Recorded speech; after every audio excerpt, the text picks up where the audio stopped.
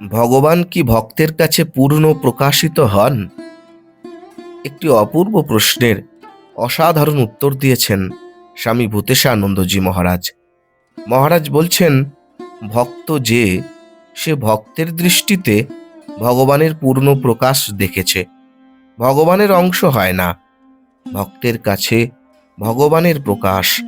ভক্ত যেহেতু সীমিত, ভক্তের কাছে তাই তার প্রকাশও সীমিত। তিনি কোথাও সীমিত নন, তিনি অসীম।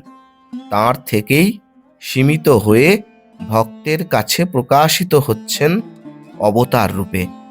অবতার একজন বড় বুদ্বুদ, যেমন জাম গাছে থলো থলো কৃষ্ণ হয়ে আছে।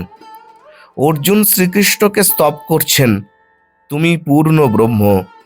কৃষ্ণ অর্জুনকে বললেন, আমি পূর্ণ ব্রহ্ম কিনা দেখবে এসো। এই বলে একটা জায়গায় নিয়ে গিয়ে বললেন, তুমি কি দেখছো?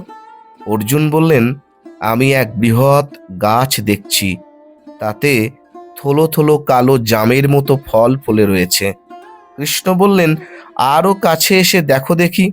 ও থলো থলো ফল নয়, থলো থলো কৃষ্ণ অসংখ্য ফলে রয়েছে আমার মতো।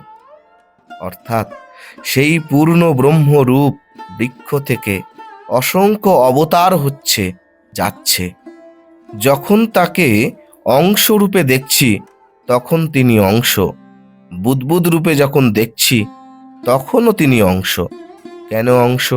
না, আমার দৃষ্টির জন্য তিনি অংশ। আমার মধ্যেও তিনি পূর্ণ রূপে আছেন। পূর্ণ রূপে দেখলেই তাকে পূর্ণ রূপে পাওয়া যায়। আমার যে ব্যক্তিত্ব, তা তাঁর থেকেই এসেছে।